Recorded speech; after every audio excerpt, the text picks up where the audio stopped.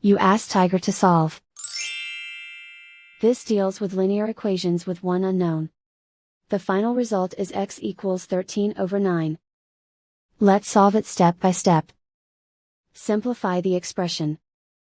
Expand the parentheses. Group like terms. Multiply the coefficients. Simplify the arithmetic. Simplify the fraction. Find the greatest common factor of the numerator and denominator. Factor out and cancel the greatest common factor. Group all constants on the right side of the equation. Add 3 to both sides. Simplify the arithmetic.